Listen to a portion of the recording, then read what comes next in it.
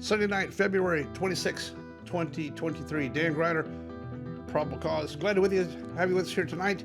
Another Sunday evening recap. We went 21 days without a general aviation fatal accident in America, which is really good.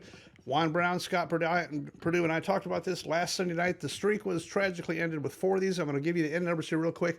We'll talk about them in detail later, but here's some end numbers for you, and here's it on the graphic. 420 Papa Fox was an air cam, killed 2 people out in California. That actually happened in Grass Valley, Juan Brown's hometown. Recently, 55 Papa Charlie, you already heard about that. That's the King Air in Little Rock, 1 pilot and 4 passengers on board in Little Rock just the other day. Then 929 Delta Romeo was a Cirrus SR-22 in Duluth, 4:07 p.m. on the 24th. 1 person on board. We'll talk about that. And then finally, just as of last night, 273 Sierra Mike, it's a PC-12 in Reno, took off from Reno. It was a medevac flight. We'll give you the details on that in just a second. Today is the 26th. It's 82 years since the DC-3 crash of Eastern Airlines Flight 21 in Atlanta, Georgia. Now, this was a fascinating one. This is one of my very early YouTube investigations. This YouTube video is still on the air. It's very crude and very difficult to watch, but a fantastic story. I went and found the crash site of this thing. I'm going to give you the link for that video in the description here. If you want to go back and watch this, this has to do with shooting an approach called an AN range into Atlanta on a very foggy, rainy night. Had Eddie Rickenbacker, the president and CEO of Eastern Airlines, on board. Eddie actually survived the crash. I could not figure out even where this crash site was. It took forever to figure out the actual physical location of the crash site.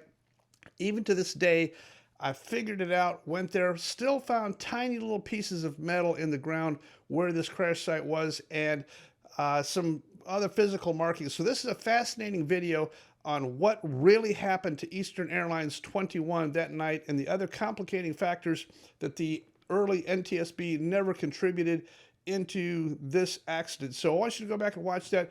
It's very crude, and I'm sorry, but this was one of the videos I made when I was just getting started and trying to get this stuff done. So today is February 26, 2023. I want to talk about schedule coming up here. The very next thing that we got is Knoxville, Tennessee. That's EAA Chapter 17. We're going up there. That's a week from, about a week from now. You can still get tickets. They're $35 a piece. It includes food, dinner. You don't have to be EAA. You don't even have to be a pilot to go to this if you want to go and just have fun. It's got dinner, music. The music's not going to be that great, but it's going to be us. We're definitely going to have fun. It's $35 to get in. It's $120 to get out. No, I'm just kidding you. Just $35. It includes everything for the evening, and we'll have a great time up there. It's at a banquet hall if you want to fly into downtown airport, Knoxville. Knoxville is not in, Knoxville is either in Tennessee, Kentucky, or Alabama. I'm not sure, one of the three. We're still trying to sort that out. They haven't given us confirmation of what state their town is in yet. We might have trouble finding them, but we're going to figure that out before we launch and head up there. The DC-3 will be there. If you want to go in the DC-3 and sit, we'll be there with that for the day. We'll actually be there Saturday, staying over Saturday night and coming back on Sunday. So come and see us up there in Knoxville. The next thing we're going to talk about is Sun and Fun. Here's the schedule. We're going to be down in Sun and Fun with the DC-3 for a few days. This just popped up on the schedule. My friend Meredith from Holiday Aviation posted this. She did all the legwork on this. So we'll be at this AQP seminar, and here's the dates for it. This is going to be Thursday, Friday, Saturday, March 30, March 31, and April 1. Thursday, Friday, Saturday mornings, AQP for General Aviation. Meredith did a great job at organizing and put this up. We're going to do a little seminar 3 days in a row there, 9 a.m., AQP for General Aviation. I'm going to be the guest of Meredith. This is her deal. She organized it, and I hope to at least attend and maybe get to say a word or something like that. AQP for General Aviation.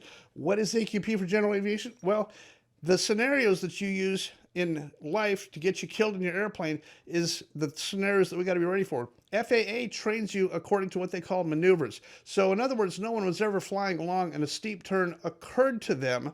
Nothing ever happened to them. You didn't encounter an S-turn across the road which killed you.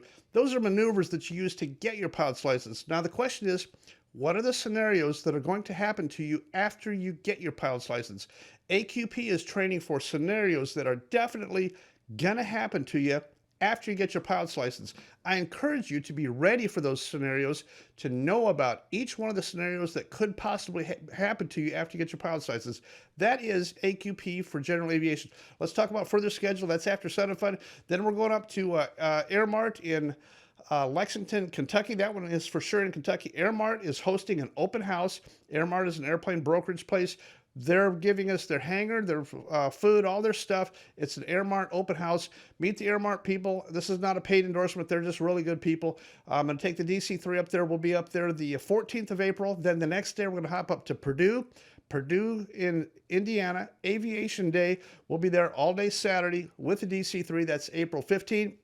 Then April 16, we're going to hop down to Dixon, Tennessee. I'll be with Toby Rice playing music and talking about AQP for general aviation. Dixon, Tennessee is just outside Nashville. If you've never been to Dixon, Tennessee, it's a fantastic little town, and I love playing music there and hanging out. Toby and I will be doing our usual ridiculous stuff there as well. I'd love to meet you if you have a chance to meet at any one of those three. Now, let's take a look at these accidents here. Here's what we got here. November 420 Papa Fox's air cam apparently was flying low and slow, doing maneuvers over a house, and got too slow, banking and pulling, and it was a stall spin. One pilot and one passenger on board. Pilot's name was Lauren Wilhelm. Next, 55 Papa Charlie. This is the King Air 200. Lots of preliminary speculation on this, that he took off into bad weather. I think there was some weather here, but I want you to know also the other backstory information here is that this airplane had been in maintenance. It flew a trip the week before. It got turned in for maintenance. This was fresh out of maintenance. It had no test flight on it. And after takeoff, it definitely rolled. It rolled hard. Weather will not make an airplane roll. This airplane rolled hard. I'm suspecting an engine problem. I'm suspecting a maintenance-related engine problem is going to be my guess. Maybe in conjunction with bad weather as well. But the weather that they took off from in advance of that front was not that bad. It was gusty and it was overcast, and I agree with all that. I would have taken off in the same weather, and especially in a King Air 200. I'm not afraid of taking off in that. We can ride through the bumps and the turbulence and the rain. That airplane is designed for it. I'm designed for it. I can definitely do it. I don't see a problem with the weather. The fact that this thing rolled and went in the flight path that it did tells me either an engine failure or something bad wrong with the airplane. Post-maintenance test flights, post-maintenance inspections before you load up and go fly. This is a big area for getting you on airplanes, and I think our deepest respects and condolences to this, all these families. Pilot, this guy named Sean Sweeney, from what I can tell, very accomplished pilot, good guy, very well respected. I don't see a problem. Sean was very cautious and conservative. He would not have done anything super crazy and taken off into a tornado or anything like that. Sean knew what he was doing. I'm not sure what he got handed that day, but we're going to leave that for the actual investigators to figure out what is the condition of the propeller on both sides of that airplane. I want to know if it was feathered, if it's producing power. From one side, this is also starting to look like the Dallas Addison crash and also the Wichita King Air crash. Both of those were King Airs where you get a hard roll due to an engine failure and the thing rolls over. It's a VMC roll. Is kind of what this is looking like to me, but we're just going to wait and see. Our deepest respects and condolences to all involved in that. Very horrible, no matter how you slice it, a really bad accident. I think it's going to have to do with both a combination of weather, IMC, and a post-maintenance operation, but we'll wait and see how that comes out. Let's take a look at the next one. The Cirrus SR-22. This is a design engineer. This is the guy that actually designed the Cirrus Vision Jet, David Rathbun from Duluth. I don't understand this. Dave VFR, not a problem. He's got a parachute. I'm almost suspecting medical because this flight descended into the river. No call to ATC, no parachute, no anything. This thing flew, and look at the flight path that this thing hit. And this thing hit the ice out here, a long skid. It did not stall spin. It just went down and hit the ice. I don't understand. There's nothing mechanically wrong with that airplane. I don't understand how that could be anything but medical, but we're going to wait and see. No call to ATC, no mayday, no nothing. It wasn't on fire. It just flew right into the ice under control. I just don't figure how that one possibly could have happened. Let's take a look at the next one. This is the PC-12 that just happened last night. This is November 273 Sierra Mike, PC-12, one pilot and four on board. I'm going to read you the thing off of Facebook here. This is the information. I'm going to show it to you on the screen. This is the description of what happened here. They taxied out. They climbed. This almost looks like incapacitation due to pressurization or something like that. I don't know. This is very, very early. This accident is only about a day old, so we just don't know very much about it yet. Here's the graphic for the flight path for this thing.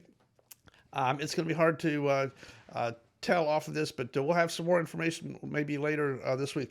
Okay, the DC-3 I'm going to talk about. The DC-3 has fresh paint and design on it. Here it is. Here's a picture of it. We're out flying it last 3 days doing a type rating class on this thing. It's flying great. It's operating great. Here's a short video clip of us flying here yesterday. All right. Looking good. How you like it? Oh, this is awesome. It doesn't get better than this.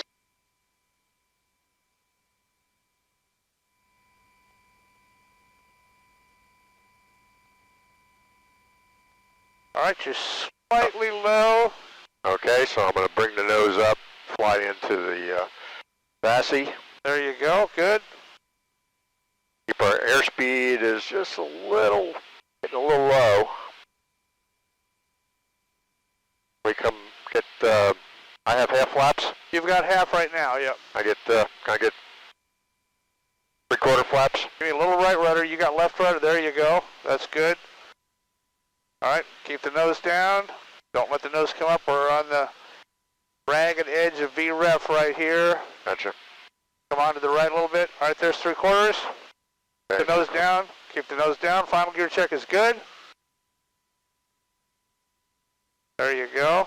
Okay, here's full flaps and final items. Lights are set. Boost pumps are on. Put your right hand on the throttles. Hold her steady. Hold her steady. Speed's good. Keep the nose down. You got it. Hold her steady. Hold it. Hold it. Looks good. Now ease a little bit of power back just like you did before. Ease it. That's good. Hold it. Hold it. There you go. You're down. Now close the throttles a little more. Power off. Forward on the yoke. There you go. Got it. All right, that's good. All right, I got the airplane. Okay. I got the airplane. Now watch, I'm going to fly the tail wheel down here. I'm going to pull the yoke back here. See how the nose is coming up? Yes. The DC-3 has been in cosmetic overhaul for a recent period of time. We've got that done.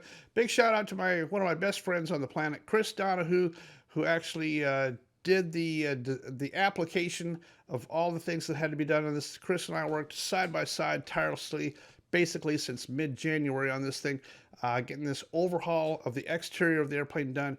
It's got new boots, new paint. It looks spectacular. Everything on the airplane, it looks like a brand new airplane. The exterior was designed by my friend Ben Harrison in New Roads, Louisiana. Ben owns a company called Rapture Graphics. In the future, I think that Ben Harrison and I and Craig Barnett from Scheme Designers are going to work together. Here's the concept. Ben has a company called Rapture Graphics. They typically wrap trucks, vans, and things like that. One of the best wrap facilities, vinyl wrap people in Louisiana, actually in the whole Southeast. Ben is also a pilot. He's got a complete structure and facility for doing other airplanes and things like that. Has not dived into that much, but I think our idea is going to be the combination of paint with graphics. Remember, all Diamond and Cirrus and Cessna are all graphics on top of a base coat, clear coat paint. So if you do your airplane, if you're building an RV, I have a better way of doing it for you. You're going to get a better job and a more colorful job in combining these things. So more information on that coming, but Ben and I are working closely together. Big shout out to Ben and Connie Harrison for the design and application and graphics on this thing. If you got a truck or a company that needs wrapped in graphics, these guys can definitely do it. I think we're going to dive into helping the experimental market a little bit in airplanes in the very near future. Too early to tell. All I can say is we're talking about doing that, and Ben definitely has the capability to design. Ben designed this thing, laid it out, sent me the graphics that go on top of the base coat. It looks really good. It's fantastic. It's the best material I've ever seen, all provided by Ben, and my best appreciation for the Harrisons down there for working with us on that project. Even the end number on this thing is a crazy design. I love the end number with the drop shadow that they built for us and we put on the airplane. So that's it. We got students in town. We're back out flying again, and I got to get this video up and on the air. I am sorry for the 4 losses here in the last 7 days, which are completely tragic, and I don't have time to even drop a banjo song in here. I am so slam covered up busy right now that I don't even have time to eat a taco, but we will here. There'll be better days ahead of us coming, and I sure appreciate you hanging with us here. Let's do a better job out there. Be ready for AQP, for general aviation. Be ready for the scenarios that are going to bite you out there. I want you to stay alive. Please stay alive. I would have less to do if you would please stay alive. It'd make my job a lot easier. I'd rather play the banjo than make fatal accident, general aviation fatal accident videos is all I got. All right, let's get out of here. Have a great evening, and thanks for hanging with us in the chat room. Make sure you tell me where you're typing in from. It's always interesting to look at the comments and see where you're checking in from in the live chat when we do these Sunday evening videos. For my tiny little itty-bitty fledgling YouTube channel, Dan Grider, probable cause.